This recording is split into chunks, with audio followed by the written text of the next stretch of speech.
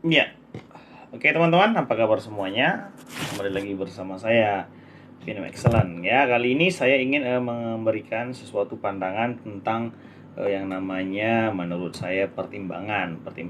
Jadi begini teman-teman, dalam kita belajar dalam analisa volume itu, teknik analisa volume ya kan, saya akan selalu mengajarkan kepada para member dan para follower saya adalah untuk melakukan yang namanya pertimbangan. Pertimbangan itu bagaimana agar kita bisa mengontrol yang namanya money management kita. Nah, seperti apa itu money management kita itu? Maksudnya seperti ini adalah, jadi teman-teman, kalau kita masuk di suatu saham itu, baiknya kita adalah membuat suatu yang namanya sisi positif dan sisi negatif, seperti itu. Nah, sisi positifnya apa? Misalnya seperti ini. Oh, saham ini udah naik tinggi. Ya, misalnya saham A gitu ya. Oh, saham A ini udah naik tinggi. Tapi kenaikan tingginya ini volumenya juga bagus, chartnya juga bagus. Apa namanya? Berpotensi untuk naik lebih tinggi. Nah, itu sisi positifnya. Nah, sisi negatifnya adalah kalau saya menjadi bandar dari saham ini dan sekarang naiknya sudah tinggi, misalnya lah kita bilang naiknya sudah 15%, kira-kira apa yang saya lakukan ya? Nah, seperti itu teman-teman. Kira-kira apa yang saya lakukannya? Jadi ada sisi positif sebagai bahan pertimbangan dan ada juga sisi negatif gitu. Nah, biasanya kalau udah naik 15%, kalau saya jadi bandarnya saya akan jualan dulu gitu. Tapi jualan nggak sampai longsor terlalu dalam. Maksudnya adalah nggak sampai turun 15% atau sedikit seperti itu. Itu jadi pertimbangan. Sehingga ketika kita berpikir ada sisi positif dan ada sisi negatif, yang tadinya kita berencana mau masuk saham itu dengan penuh keyakinan karena mau naik tinggi dengan 10 juta misalnya ya kan, akhirnya menjadi kendor menjadi 5 juta atau 3 juta karena ada sisi negatif sebagai pertimbangan. Seperti itu. Nah, jadi artinya adalah keputusan itu kembali kepada teman-teman. Jadi artinya adalah sekalipun saham ini naik tinggi, sekalipun ada juga sisi negatifnya, hal yang saya lakukan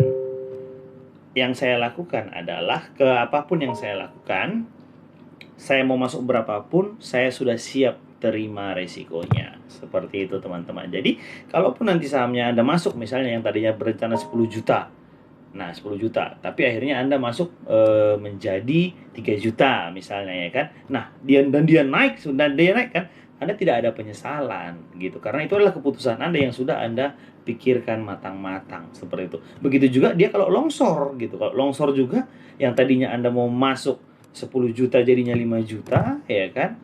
Ah, ya sudahlah, akhirnya longsor gitu ya, puji Tuhan akhirnya yang tadi saya mau masuk 10 juta jadi 5 juta, ternyata benar ini longsor. Seperti itu teman-teman. Jadi itu perlu. Nah, perlunya itu adalah kita itu belajar yang namanya ilmu pola pikir. Pola pikir adalah dari sisi volume kita bisa mengetahui kemana pergerakan harga saham tersebut. Seperti itu teman-teman. Kita tahu saham ini akan mau bergerak kemana, seperti itu. Dengan target-target sell-nya, seperti itu. Dengan di mana harus entry, seperti itu. Karena kita menciptakan pola pikir. Nah, dalam analisa volume itu, kalau untuk supaya ahli dalam pola pikir, harus belajar yang namanya pola pikir hukum volume, seperti itu. Hukum volume bukan hanya harga naik, volume naik, akumulasi, harga naik, volume turun, akumulasi gitu ya, atau harga naik, sorry, salah, saya ulangi ya. Bukan berarti harga naik, volume naik, akumulasi, harga turun, volume turun, akumulasi, harga naik, volume turun, distribusi, harga turun, volume naik, distribusi. Bukan berarti seperti itu. Tapi yang perlu Anda ketahui adalah ketika harga naik, volume naik, siapa yang dominan di sini? Apakah volume bandarkah? Apakah volume daripada retailkah? Ketika harga naik, volume turun, siapa yang dominan di sini? Apakah volume bandarkah? Apa volume retailkah? Oke, saya tahu Pak Pinem. Yang dominan itu volume retail. Nah, volume retail ini bagaimana? Dia volume distribusikah atau volume akumulasikah? Seperti itu. Itulah namanya pola pikir. Begitu juga kalau misalnya harga turun, volume turun. Dominan dari volume itu volume siapa? Dia volumenya itu lebih dominan volume bandar Pak Pinem. Kalau volume bandar lebih dominan dia volume distribusikah atau volume akumulasikah? Nah, seperti itu.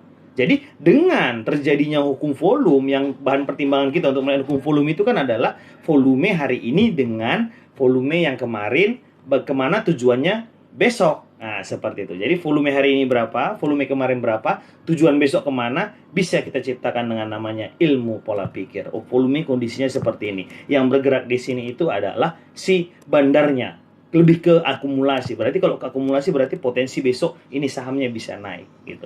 Oh, ternyata volume hari ini akan lebih dominan distribusi, dan yang distribusi itu adalah bandarnya. Berarti saham ini dominan besok dia volumenya ini atau harganya akan bergerak turun. Seperti itu teman-teman. Jadi Anda harus mengetahui ya dari sisi hukum volume siapa yang bergerak. Ketika terjadi itu, pemahaman Anda tentang hukum volume siapa yang bergerak.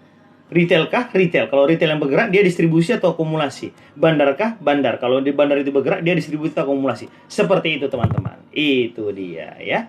Nah, semoga ini bermanfaat buat teman-teman ya. Ini hanya sekedar sharing saja. Tidak ada maksud menggurui, cuman dikarenakan ya mohon maaf bukan apa ya. Sampai saat ini ya kita trader analisa volume ya.